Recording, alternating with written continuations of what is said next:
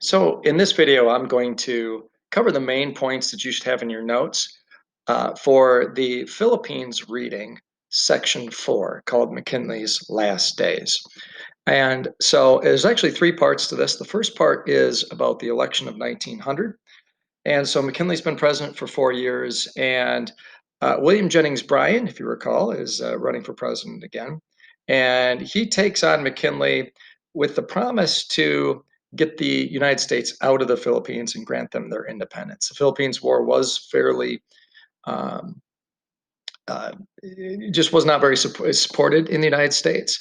But McKinley is able to rely on the economy, and the economy was doing pretty well by 1900, at least had become a lot better than it was in 1896.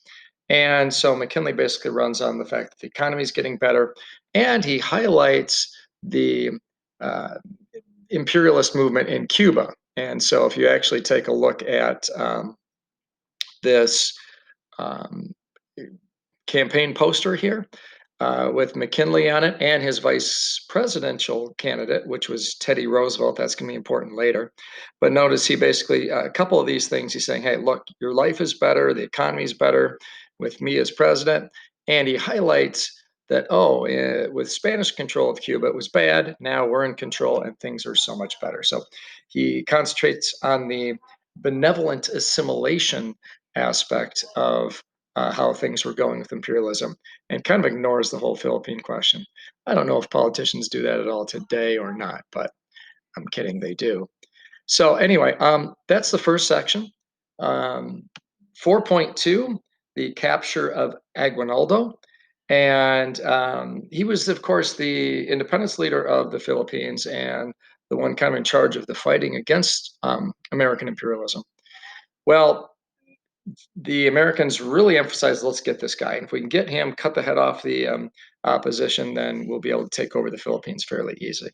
And so through some spy networks and through some trickery, General Funston is able to finally capture Aguinaldo, and they convince him to swear allegiance to the United States and tell all his followers to lay down their arms, which a lot of them do. However, there's still going to be small groups of Filipinos that continue to fight against Filipino imperialism because the Philippines has 7,000 islands and 14 major ethnic groups. So Aguinaldo's not in charge of all of them. And so therefore, understanding that there's just going to be some continuous fighting on some of these islands, actually for quite some time.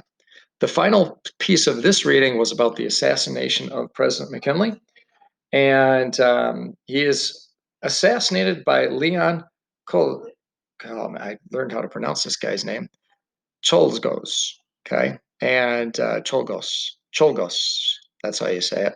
Leon Cholgos was an anarchist, and he decided that he wanted to kill the president, and so he kind of got real close to the president at the World Fair, I think it was, or some sort of fair type thing in Chicago. Oh, I'm sorry, the Pan American Exposition in Buffalo. And went to shake his hand, pulled out a gun, and shot him. McKinley actually survives a couple of days, but eventually takes a turn for the worse and dies. And now we have Theodore Roosevelt as president, and you're definitely going to need to know him. All right, that sums up this section of the reading. Hopefully you had good notes on this.